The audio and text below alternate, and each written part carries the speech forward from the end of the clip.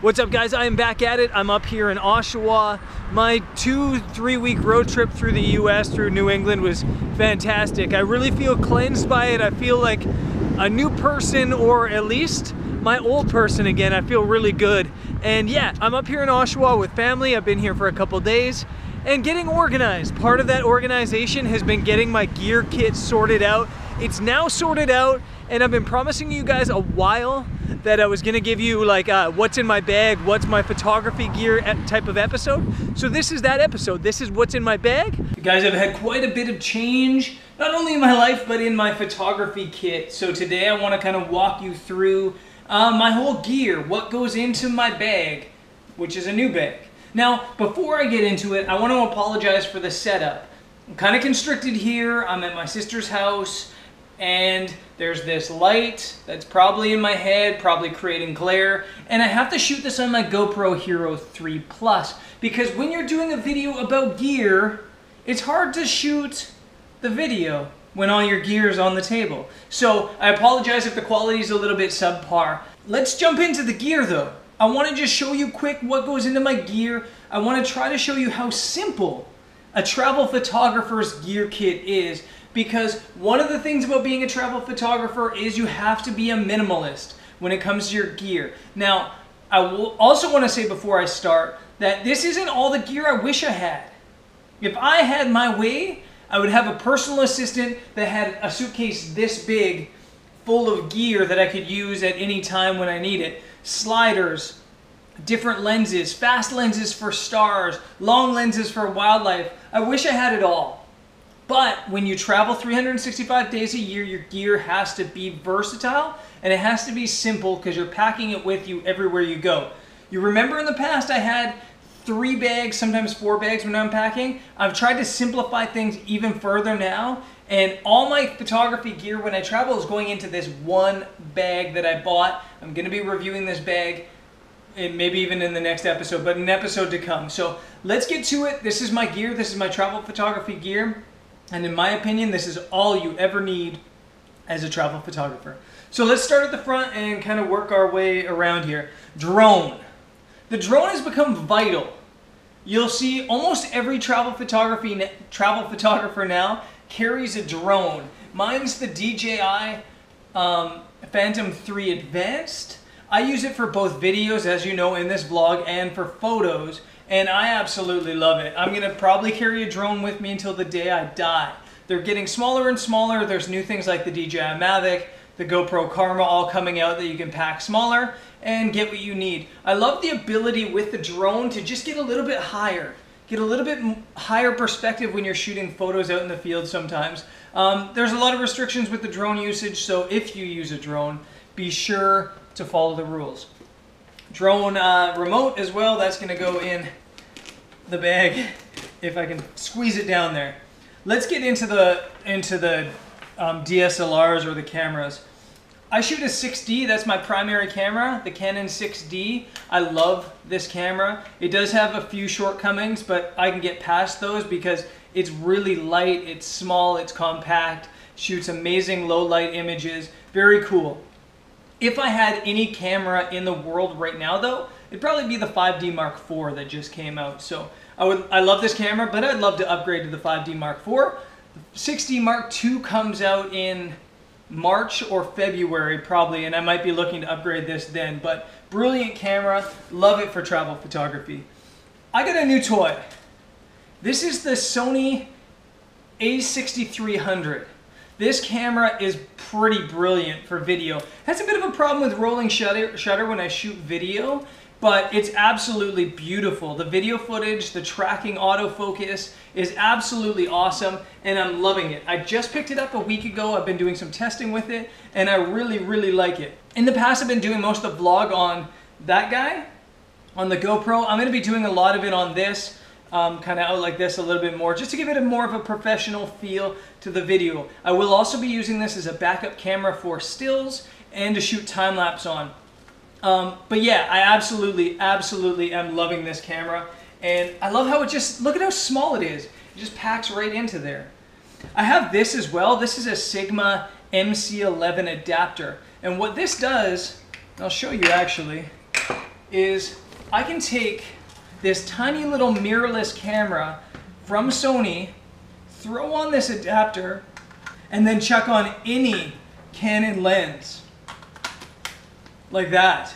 And it works. Now, not all of the autofocus system works. Most of it does, but some of the tracking and the lock tracking on the A6300 doesn't work when I throw this lens on, but the regular autofocus still works. The image stabilization still works, and it's really cool. So if I'm out on safari in Africa or something like that, it might be good to have this on one side and then a really long lens on my 6D next to me. So that's cool, and that adapter's cool, and it should help my gear be even more versatile. I got rid of my 6DD, my 60D that you remember I had for a while ago. It's just old now. It's old, so I gave it to my brother for him to use when he's on a trip in Europe.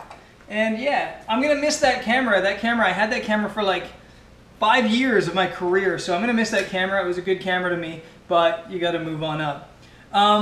Those are my bodies, 2 bodies, a main body and a backup body. These are my lenses, 70-200. This is version 1. If you can get your hands on version 2, it's better. It's just a little bit sharper, the stabilization's a little bit better. But version 1's still great. I use a 70-200 more than a lot of people. I use this lens a lot.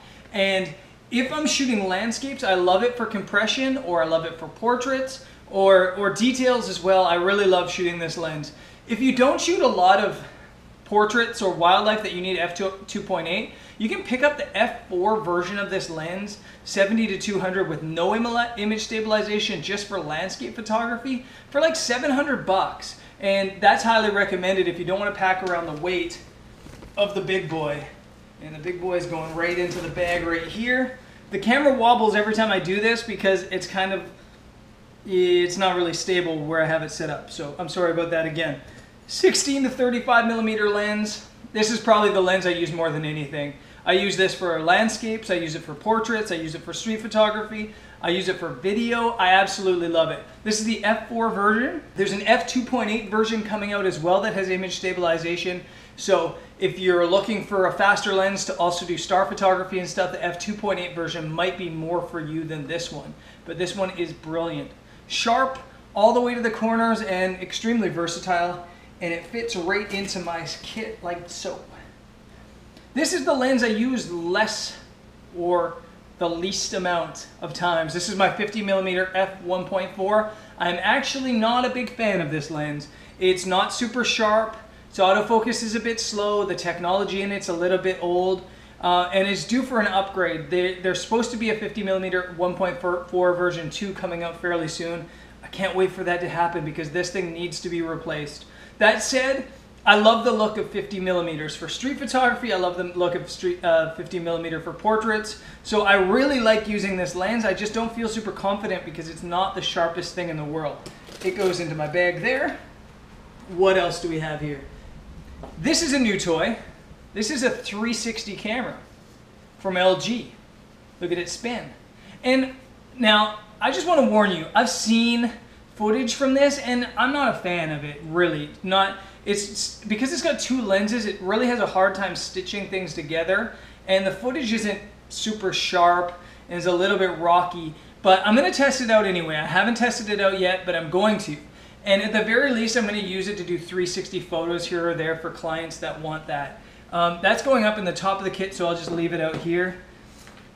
This is a Rode Videomic Pro. This is the top of the line Rode mic. For a DSLR camera, it runs like 200 bucks US, I think, 220 bucks. It's amazing. I'll have this on top of the Sony camera when I'm doing a lot of the video on this channel from now on. That's going in the kit as well. Filters, super quick. These are the filters I use the most. Although actually there's 2 filters still in the bag that I forgot to take out. A 10-stop ND and a 6-stop ND. If you watch this channel a lot, you know I use the 6-stop ND more than anything. That's my favorite filter, but it's still in the bag. I forgot to pull it out. Foundation kit, polarizing filter, and then here I have a 3-stop soft grad ND, a 3-stop hard grad ND, a 4-stop soft grad ND that's brand new. I haven't tested it out yet, and there will be a review on it or getting the shot on it pretty soon.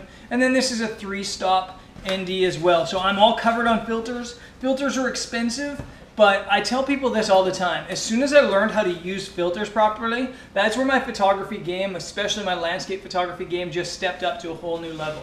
Let's get all that stuff in there. Tripods that won't fit into this bag. This is my Joby. I love my Joby. This will actually hold the 70 to 200 pretty stable. And I love this for not only photos and sticking my second camera on it, but when you're out vlogging, you can just hold it like this and you have a nice stable tripod. Or if you're out shooting, you can stick it on your shoulder and kind of walk around like that, and again, have a nice little stable armrest. My 3-legged thing, Albert, there's a review from this as well somewhere, probably hovering around. There'll be a link to that. I love this tripod. So versatile, so brilliant, and still pretty lightweight. So I think that's it. Oh, new phone, guys.